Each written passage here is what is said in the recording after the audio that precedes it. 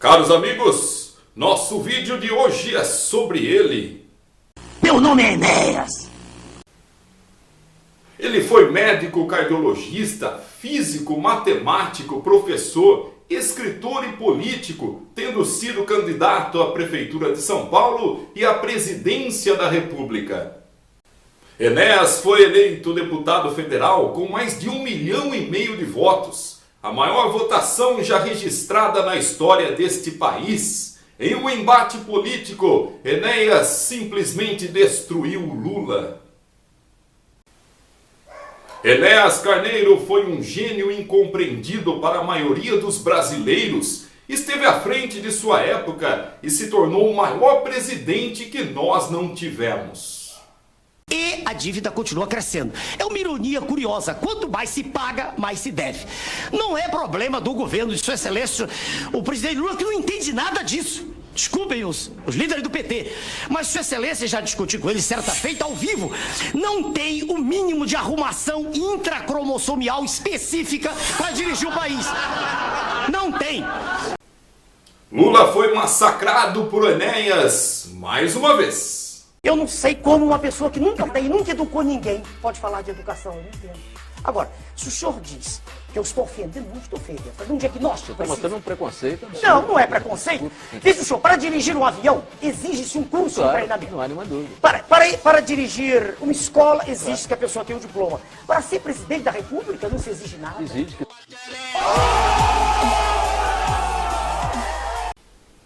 Vejam o vexame protagonizado por Marta Suplicy. Senhora, dona Marta, eu estou acostumado a falar em 30 segundos. E quero ver como a senhora responde em 30 segundos. Vou dividir o tempo em 3 perguntas. Não, não é possível, é uma pergunta só. A senhora escolhe qualquer uma das 3, senhora, se eu gostar. Posso falar? Sua pergunta. Não, desconte o tempo da manifestação da plateia. Sobre o distrito de Marcilac aqui em São Paulo. Olha, por favor, se vocês continuarem se manifestando, não é tempo, ele está dentro do tempo. Por favor, não tumultuem, senão nós vamos ser obrigados a retirá-los do recinto. Por favor, seu tempo. De ordem, obrigado, senhor vereador. Sobre o distrito de Marcilac aqui em São Paulo, eu quero que a senhora me responda qual o maior problema do ponto de vista de índice de bem-estar social, do seu ponto de vista, como resolvê-lo. A senhora escolhe sobre a potamografia de São Paulo, os problemas dela decorrentes para o município, qual a solução que a senhora propõe? Eu não estou sorrindo, dona Marta, estou lhe perguntando. A terceira, uma pergunta bem simples, se a senhora souber. Por favor. Qual é a composição, senhora, do ar atmosférico de São Paulo?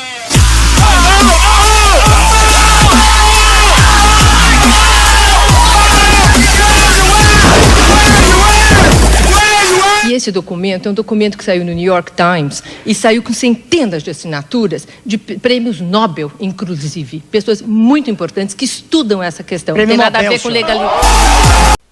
Fernando Collor de Mello ficou sem palavras diante do gênio Enéas. Acabou o seu tempo, por favor. Vamos ter disciplina, senhor. Disciplina, por favor. Última rodada do bloco, o candidato Fernando Collor do PRDB faz a pergunta para o candidato Enéas do Prona.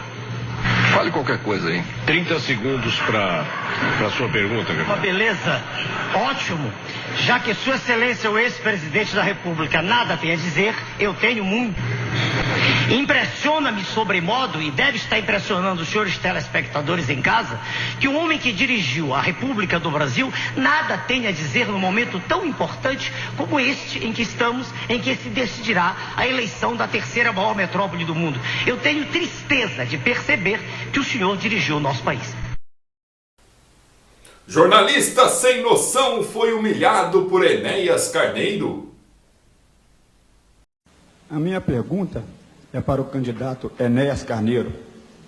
Essa figura exótica que aparece na vida política do país de 4 em 4 anos como um meteoro eleitoral. Enéas, o senhor tem defendido posições autoritárias como o centralismo e o Estado forte. O senhor tem demonstrado preconceito contra os que não têm diploma, contra os que não têm curso superior, como mostrou no debate passado ao atacar Lula por não ter curso superior. O senhor tem defendido posições ultranacionalistas. O senhor grita como um alucinado. Diante disso tudo, eu pergunto, o senhor é fascista? Meu nome é Teodomiro Braga. Peço ao auditório que não se manifeste. Posso começar a responder? Por favor, doutor Enéas. Bom, vou marcar o tempo e eu tenho obediência rígida ao tempo. O senhor foi extremamente infeliz. Aliás, isso é próprio do que o senhor escreve. E agora o senhor me permite, eu só falo. Eu ouvi com atenção. Primeiro, eu não ofendi o candidato PT. Nem tenho nenhum preconceito. Eu tenho um conceito. O problema é de preparo seu para se exprimir. Eu tenho... Um minutinho, por favor. Um minutinho, por favor. Fascista. O senhor não tem direito de me interromper, senão eu paro e me retiro do ambiente. Vamos respeitar as regras. Não há réplica neste momento do debate, meu caro Teodomiro. Obedeça a regra como eu também. Isso é disciplina o nome disso. Muito bem. Eu vou obedecer as regras para as quais eu fui convidado aqui. E eu peço que o senhor retire segundos que perdi aqui na discussão. Então, eu não ofendi em nenhum momento. Eu não tenho nenhuma forma de preconceito. Nenhuma forma. Eu tenho um conceito estabelecido. Para se dirigir um país, para se ter sob o seu comando a direção de uma nação continental como o Brasil, é fundamental que se tenha preparo. Não há nenhum preconceito quanto a isso. E o senhor candidato aqui presente, que poderá à frente defender-se, não detém escolaridade, e eu disse isso a ele com respeito, não o ataquei, não detém o volume de informações, o acervo de informações que é necessário para conduzir os destinos da nação. Foi isso que eu disse. O segundo ponto agora, isso eu estarei disposto aqui, se houver condição de discutir com ele, em questão aberta. Agora, o outro ponto, o senhor diz que eu sou autoritário. Eu detesto esta situação em que a nação brasileira se encontra, de absoluta desordem, em que não se respeita a coisa nenhuma, em que os senhores da imprensa têm o poder total, como o senhor acabou de mostrar agora me interrompendo, em que os valores cívicos estão sendo todos lançados no ralo, em que não há mais na nação nenhum sentimento de respeito à família, porque no horário nobre passam-se cenas de lascívia, de sexo quase explícito, com a conivência dos diretores, e ninguém se preocupa em perguntar para um pai de família se ele gosta disso. Isso é liberdade absoluta. Então é contra tudo isso que eu ponho o meu discurso, a minha alocução. Quando o senhor me ofendeu agora, o senhor disse que eu sou exótico, se eu tenho barba é um problema meu. O senhor não tem nada a ver com isso. A sua visão de exótico... As manifestações são dispensáveis. E, doutor Enéas... Eu termino já. É porque ele por me favor, interrompeu. seu tempo já terminou. As suas expressões traduzem apenas a incompreensão do senhor de um sentimento que eu represento, de uma insatisfação coletiva da nação, para com toda essa farsa que existe, apresentando-se um modelo, esse sim, que é de uma libertinagem. Doutor Enéas. Jornalista desinformado passou vergonha ao fazer pergunta imbecil ao fundador do Prona. O homossexual, sem dúvida, pertence a um grupo, veja o senhor, que se generalizasse, representaria a extinção da espécie. Dois homossexuais... Isso o senhor fala com base em estudos do senhor? Meu Deus, os dois homossexuais têm espermatozoides, não têm óvulos, é impossível ver reprodução, por favor. Isso é curso primário, não é ginásio, não é universidade. Claro. Por favor. Por favor. Tudo bem, tudo bem. É óbvio, né, doutor? Não, mas ele está perguntando. Não, tudo bem, tudo bem. Eu me equivoquei na pergunta. Ah, o senhor é que fez a pergunta, fui eu. Tá, tudo bem. Por favor.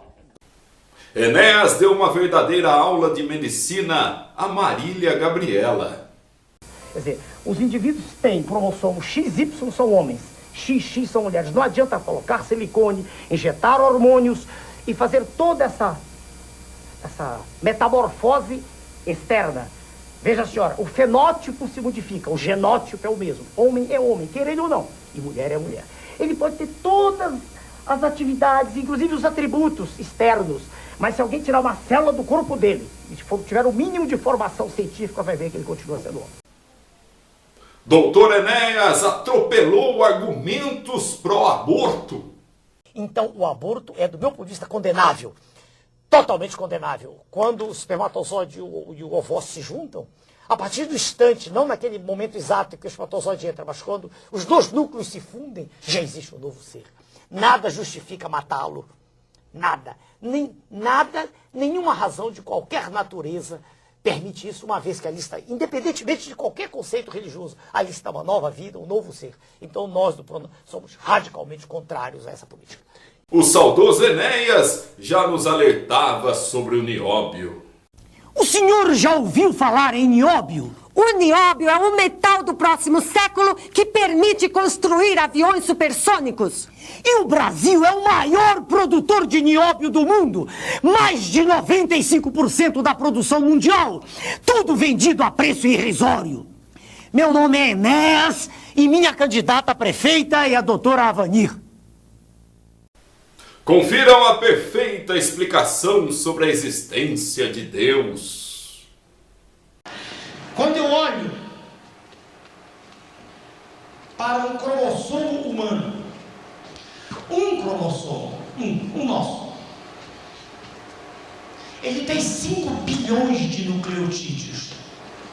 Todo mundo aqui é médico, todo mundo sabe que os nucleotídeos são feitos de uma base nitrogenada, de um radical fosfato e de um açúcar, ribose dos óxidos, todo mundo sabe. 5 bilhões. Acontece que cada nucleotídeo tem entrelaçado dele, lá dentro dele, as bases: adenina, citosina, guanina e timina.